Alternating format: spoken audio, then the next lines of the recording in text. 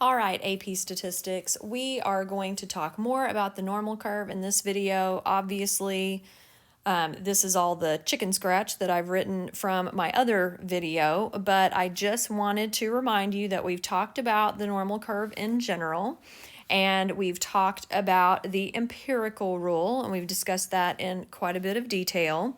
And now that brings us to, in our notes, standardizing a normal score. So I'm going to give you some detail about what this means and how to find it and why we even need it.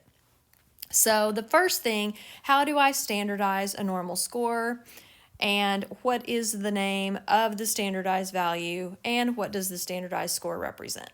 So you can get all of this information in the PowerPoint, but I need to help you understand why we really need to use it. So the first thing is I want to go back to the empirical rule and look at this idea that if I have my mean and my standard deviation, then I can calculate this value at 1 standard deviation, 2 or 3 above the mean, and then these are 1, 2, and 3 standard deviations below the mean. The empirical rule works great for those 7 values. Anything outside of that, maybe something falls right here, okay, just to the left of the mean, but not quite 1 standard deviation. Well, where is it? I need to know that. So the z-score basically tells me how many standard deviations away from the mean a particular value is. So when I talk about what a z-score is, because a z-score is our name for our standardized value, our z-score tells us how many standard deviations away, oh, sad face. Sorry, I accidentally erased that. How many standard deviations away from the mean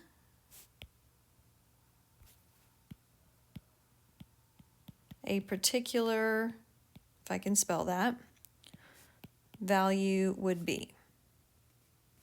For instance, let's revisit the idea of using the normal model for IQ that we used in one of our examples, okay? So I know that this model has a mean of 100 with a standard deviation of 16, so if I draw my graph, okay, so it looks something like that, only probably prettier in real life, but whatever. All right, so let's say I want to know something about an IQ of 90. Well, the IQ of 90 does not fall at 1 standard deviation below the mean. It's 10 points below the mean, and 16 points is a whole standard deviation. So if I want to know how many standard deviations from the mean that would be, obviously it's going to be less than 1, because 1 would be at 84. So I can use the following equation to find how many standard deviations from the mean that 90 would be.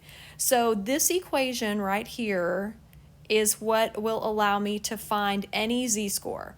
If you'll notice though, you have to know the mean, the standard deviation, and of course the x. What is the x, Miss Griggs? Well, it's that 90 right there. It's the value I'm interested in. So when I find my z-score, I'm going to have 90 minus 100 over 16, because 100 is the mean and 16 is the standard deviation. And then when I find this, I get a negative 10 over 16, which the decimal for that would be negative 0.625. All right, 2 things you need to notice here. It's okay to get a negative, and it makes sense because 90 is below the mean. All of your z-scores below or to the left of the mean are negative. And all of the z-scores to the right of the mean or above the mean are positive. So this actually helps you determine, okay, am I looking in the right place? It kind of helps you get your bearings. So the IQ of 90 is negative 0.625 standard deviations. So in other words, it is 0.625 standard deviations below the mean. That tells you in relation to other values where it falls on the entire distribution. So that's what a z-score is. Z-scores are just standard deviations. How many standard deviations from the mean will I be? So let's look at this in more, in a deeper concept type observation, I guess is the word I want to use. Okay, why do we do this? Well, we do it if we want to compare values for different units. For instance, let's say you and your friend take a standardized test. You take the SAT, your friend takes the ACT. I've actually got an example like this that I'm going to do a video over. So when you each get your results back and you compare them, since they're graded on different scales, you can't really tell who did better. But if you standardize them and find their z-scores based on their own distributions, whichever one is farther above the mean, that's the person who did better. So standardizing allows us to compare different units of measure to see how they fall in relation to their own mean value. So that's kind of what we use these for as well. They're quite convenient for things like that. So when we use this method, I want you to notice this right here because this is kind of difficult to understand. We standardize any normal distribution so that we can use the areas from a standard normal distribution where the mean is 0 and the standard deviation is 1. What does this mean, Ms. Griggs? Well, here's the deal. If you will think about this, when I refer to a standard normal distribution has a mean of 0 and a standard deviation of 1.